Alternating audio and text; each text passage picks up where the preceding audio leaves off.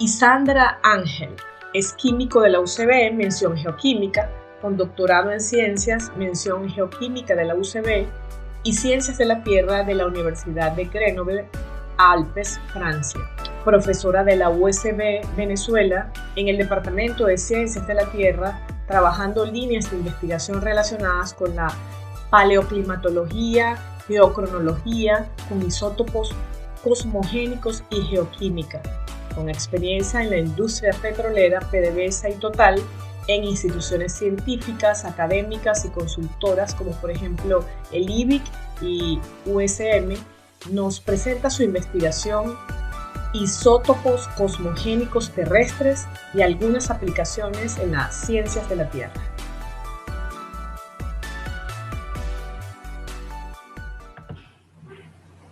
Buenos días. Quería agradecerles al equipo del Pedagógico de Caracas por la invitación y quería resaltarles la importancia y agradecerles a ustedes por su trabajo, porque la formación de educadores en el área de las ciencias de la Tierra es muy importante para que existan personas como yo, personas como diferentes geocientíficos que se han dedicado a este estudio de las ciencias de la Tierra en diversas disciplinas, en sus diversas disciplinas. Y es gracias muchas veces a que existe algún profesor en el bachillerato que enamora y que motiva a sus estudiantes para continuar con una carrera geocientífica. Es una labor grande, muy importante y bueno, quería felicitarlos también por la conmemoración y por lo que se está realizando este evento, y también por nuestra madre tierra. Quería hablarles un poco de los isótopos cosmogénicos terrestres y algunas aplicaciones en las ciencias de la Tierra. Para empezar, ¿qué son los isótopos cosmogénicos? Son isótopos formados por la interacción de los materiales terrestres con los rayos cósmicos, que desencadenan, como vemos acá, diversas reacciones nucleares. Pero, ¿qué son los rayos cósmicos? No son más que partículas cargadas que llegan con gran energía a nuestro planeta y que están constituidas principalmente por nucleones, pero también incluyen partículas como electrones, positrones, entre otros, con rangos de energía de unos pocos megaelectronvoltios hasta unos 10 a la 11 gigaelectronvoltios. Y estas interacciones ocurren a partir de diversas reacciones nucleares. Una de ellas es la de desintegración, como vemos acá, que consiste en que un nucleón interactúa con, por ejemplo, un neutrón y se desencadena, así como decirlo, en una mesa de billar. Las diferentes bolitas salen eyectadas del grupo y generan entonces las transformaciones nucleares necesarias para generar al isótopo cosmogénico. Estos rayos cósmicos tenemos diversas características. Una vez que llegan a la superficie terrestre, ellos tienen principalmente protones y partículas alfa. Luego, durante la interacción con la materia, ellos cambian composicionalmente, disminuyen su energía y principalmente están constituidos de neutrones, piones, fotones, muones, entre otros. Tenemos que solo el 0.1% de los rayos cósmicos primarios llegan a la superficie terrestre. Y principalmente son los secundarios, que están constituidos por neutrones de alta energía y muones, son los que interactúan con la materia, generando a los isótopos cosmogénicos terrestres. ¿Qué sucede? Sucede que yo tengo un material geológico, tengo una roca, por ejemplo, un escarpe de falla. Yo tengo que, cuando ocurre el rompimiento por acción del sismo, genera una superficie que se expone a la atmósfera, interactúa con los rayos cósmicos y comienza a producir el isótopo cosmogénico. Esta cantidad de isótopo cosmogénico es función entonces del tiempo de exposición y de otros factores que controlan su producción. ¿Qué factores son esos? Son estos de los cuales depende la interacción entre el rayo cósmico con la superficie que yo estoy estudiando. Depende del campo magnético terrestre, la elevación, profundidad y la densidad del material. Tenemos que existen diversos isótopos cosmogénicos, existen los estables y los inestables. Dentro de los estables, los más estudiados o los más utilizados son el helio, el neón, y de los inestables, el berilio 10, aluminio y cloro 36 son los más trabajados. Ahora bien, para trabajar con los isótopos cosmogénicos, como todos en las ciencias de la Tierra, existe un protocolo. Ese protocolo es muy importante en el tema de la recolección de las muestras. Las muestras debemos recolectarlas en sitios en donde nosotros tengamos nuestra superficie rocosa y debemos tomar nota, información de la máscara topográfica. No es lo mismo tener una muestra en los llanos a tener una muestra encajonada en un circo glaciar. Es importante también tener información de si existe cobertura de nieve, evitar en lo posible cobertura de sedimentos y si existe debemos tomar nota de ello. Debemos tener información también o anotar sobre cobertura vegetal, entre otros. Tratar de buscar, en caso que esté trabajando con bloques que estén bien encajados en el sitio en donde yo estoy trabajando, por ejemplo, superficies que garantizar en la mayor medida de lo posible que la superficie en la cual yo estoy tomando la muestra haya sido expuesta por el proceso que yo estoy estudiando. Con respecto a la preparación de las muestras, de manera generalizada, yo les comento que involucra un pulverizado y tamizado, involucra una concentración o purificación del mineral por algún procedimiento físico o químico, y finalmente un enriquecimiento químico del isótopo cosmogénico y su separación de otros isótopos que puedan interferir durante el análisis. Acá me parece interesante mencionarles que muchos de estos cosmogénicos pueden estudiarse a partir de un equipo que es conocido como un espectrómetro de masas. Acá nosotros tenemos diversos espectrómetros de masas. Sin embargo, hay ciertos isótopos cosmogénicos, como por ejemplo el berilio 10, que necesita espectrómetros de masas muy específicos. Necesitan de espectrómetros como este que tenemos acá. Fíjense en la escala, aquí tenemos varias personas y este es el equipo. Pueden darse cuenta de las dimensiones.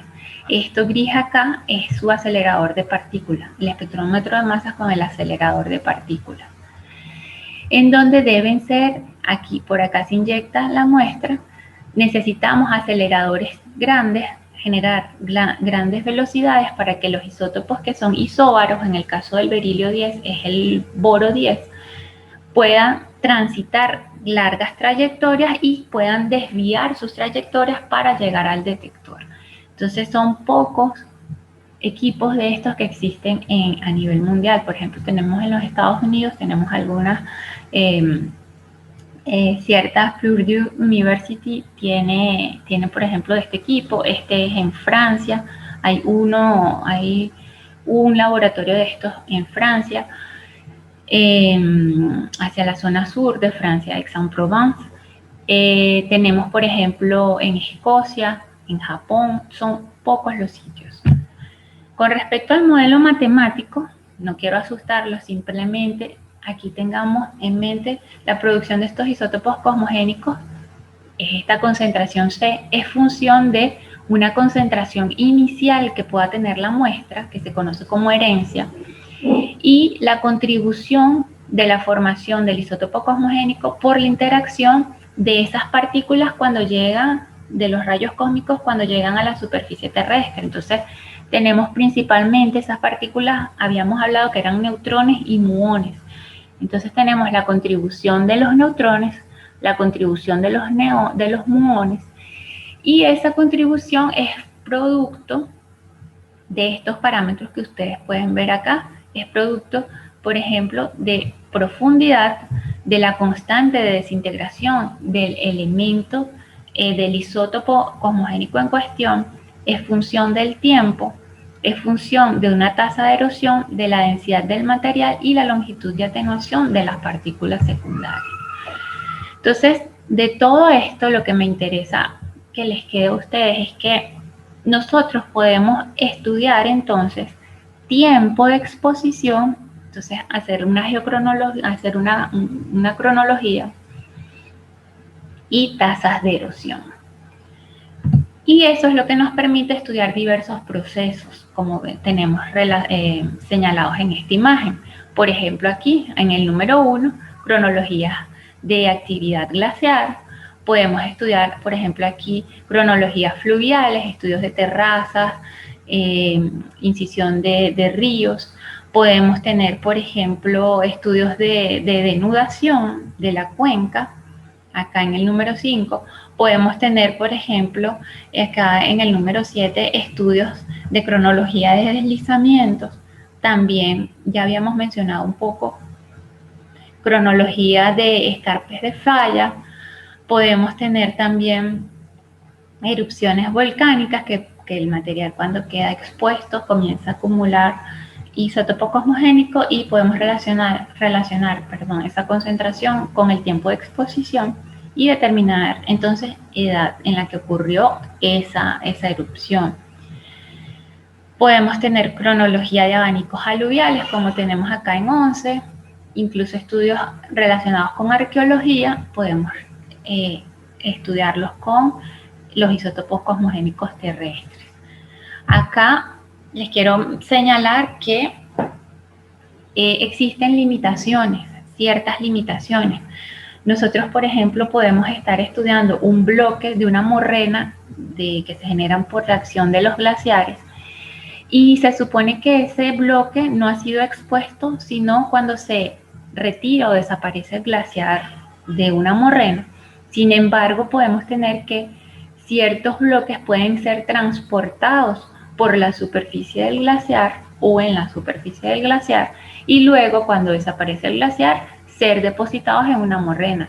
Y nosotros pensar que esa concentración que tiene ese bloque es una concentración que está dada solamente por la desaparición del glaciar. Sin embargo, ese bloque ha acumulado una concentración que fue previo a la desaparición del glaciar. Entonces, eso es una limitante. Otra, por ejemplo, es que tengamos la acción del hombre exponiendo ciertas superficies rocosas, pensando nosotros que lo expuso un proceso en específico y fue la actividad del hombre. Lo mismo ocurre con procesos de erosión. Entonces, acá lo importante es tener esto en mente, ir muy bien al campo, tratando de buscar muestras que sean representativas del proceso que yo estoy estudiando y, bueno, trabajar con la estadística, no quedarme con una sola muestra. Entonces, son limitaciones que, bueno, estamos acostumbrados a trabajarlo en diferentes métodos que utilizamos en las ciencias de la Tierra para hacer nuestros estudios y hacer nuestro trabajo. Acá les presento algunos ejemplos del uso de isótopos cosmogénicos. Acá es para determinar historias de deglaciación en los Andes centrales de Mérida. Por ejemplo, este fue un estudio realizado en el Valle de Gavidia, en donde se tomaron muestras sobre todo muestras de basamento. Allí la cantidad de morrenas prácticamente era solo una morrena de dimensiones pequeñas se encontró allí sobre todo era basamento, en donde nos muestran que la desaparición del glaciar fue muy rápida, entre los 16 y 16.5 años, 16.000 años, perdón, posterior al último máximo glaciar. Y acá, para tener una idea, ese valle va desde unos 3.100 metros a unos 4.200 metros. Entonces, imagínense, toda esa extensión en elevación, que son aproximadamente unos 7 kilómetros, desaparecieron prácticamente en unos 5 siglos, en cuestión de siglos, para tener una idea. Acá en este trabajo, también con berilio 10, en los Andes de Mérida, y específicamente hacia lo que tiene que ver con el río de Pueblo Llano, realizaron un análisis morfotectónico utilizando la geocronología con el berilio 10 para reconstruir la evolución temporal de la tasa de levantamiento e incisión y determinaron valores de 1.1 milímetros por año en los últimos 70.000 años. Finalmente, este es un trabajo realizado en los Andes peruanos, en donde tomaron muestras de bloques de morrenas de gran edades cercanas al 1.000.000 de años para determinar tasas de erosión que estaban entre 0.3 y 0.5 metros cada 1.000.000 de años. Acá con esto termino mi presentación. Espero que cualquier duda o inquietud estoy a la orden para responder.